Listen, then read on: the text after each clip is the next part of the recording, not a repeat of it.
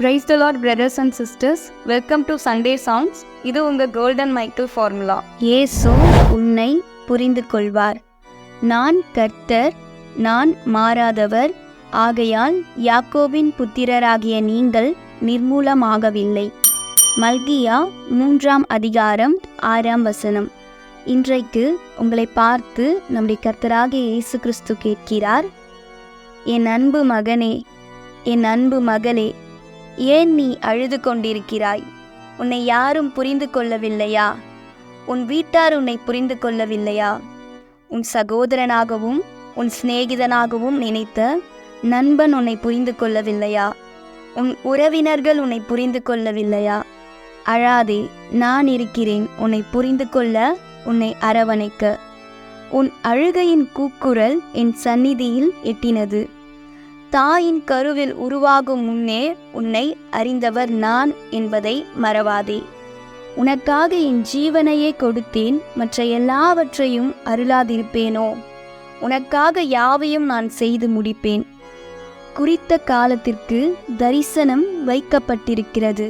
முடிவிலே அது விளங்கும். அது பொய் சொல்லாது.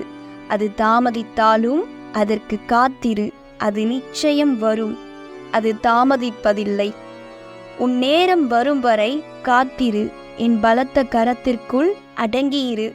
உன் காரியங்கள் யாவையும் நான் அன்போடு செய்து கொண்டிருக்கிறேன்.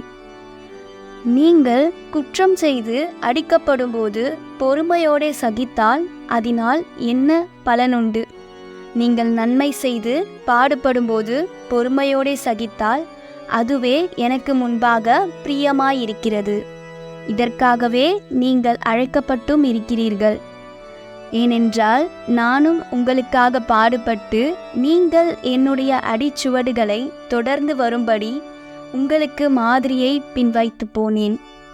உன்னை சுற்றிலும் தீமையான மனிதர்கள் சூழும்போது உனக்கு நான் அவர்களை வெளிப்படுத்துவேன். நீ தீமையை நன்மையினால் வெல்லு.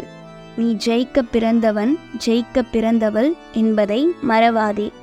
உன் தகப்பன் நான் உலகத்தை ஜெயித்தேன். நீயும் என்னுடைய அடிச்சுவடுகளை பின்பற்றி வா. உன் சூழ்நிலைகளை பார்க்காதே. உன் பார்வை என் மீது இருக்கட்டும்.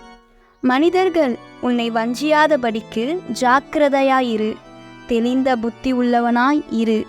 நான் கொடுத்த அபிஷேகத்தால் அவற்றை அறிந்து கொள். நான் உன்னை புரிந்து கொள்வேன். பயப்படாதே, உன்னை மீட்டு கொண்டேன். உன்னை பெயர் சொல்லி அழைத்தேன்.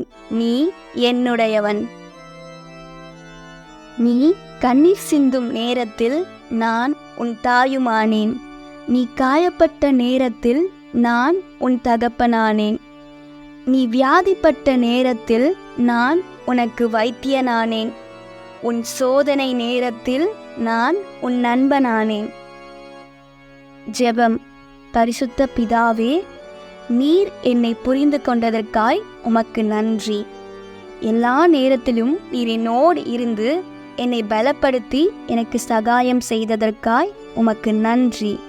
இயேசுவே, உம்மை பின்பற்றி வாழ, உம்முடைய அடிசுவடுகளை பின்தொடர எனக்கு கிருபை தாரும். இயேசுவின் நாமத்தில் ஜெபிக்கிறேன்.